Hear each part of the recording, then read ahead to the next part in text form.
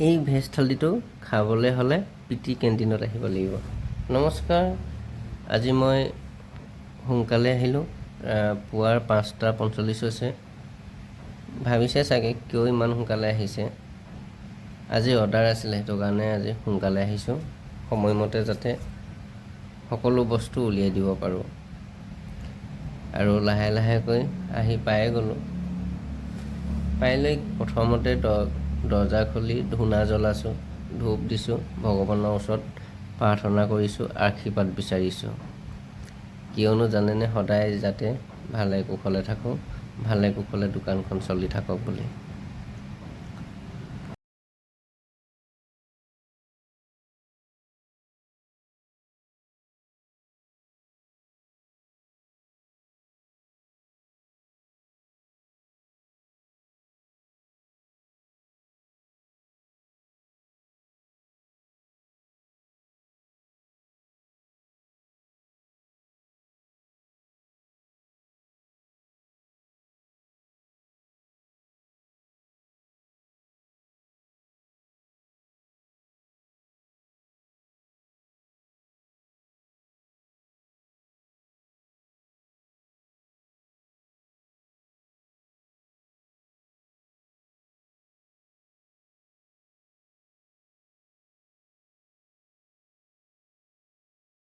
এফালে ধূনা দিও হৈ গ'ল আৰু এফালে কলডিল কটাও হৈ গ'ল। আৰু কলডিলটো ইমানেই ডাঙৰ আছিলে, সেই মানুহজনে চাগে কল ওলাবই নিদিলে। যেতিয়া ডিলটো পৰিছিলে কাটি লৈ আহিলে। আৰু ইমানেই মিহিকৈ কটা হৈছে নহয়, এজন মানুহে সুধিছে যে মেচিনত কাটিলা নে তুমি হাতে কাটিলা? মই ক'লোঁ যে হাতে কাটিছোঁ। আৰু হাতখন চাব মোৰ কি অৱস্থা, চাবচোন মোৰ হাতখন চাওক, কলডিল কটা।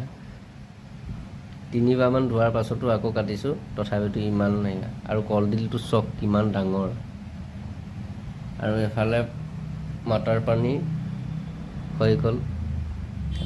আজি আছিলে মটৰ পনীৰ, ভেজ থালি আছিলে, অলৰেডি হৈ গ'ল বনোৱা।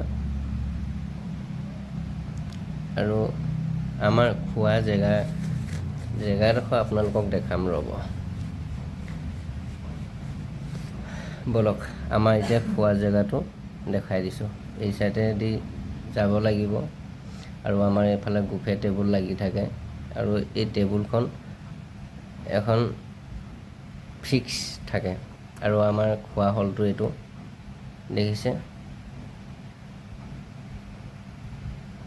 দেখিছেনে কিমান ডাঙৰ হল। আৰু এফালে আমাৰ পানী ফিল্টাৰ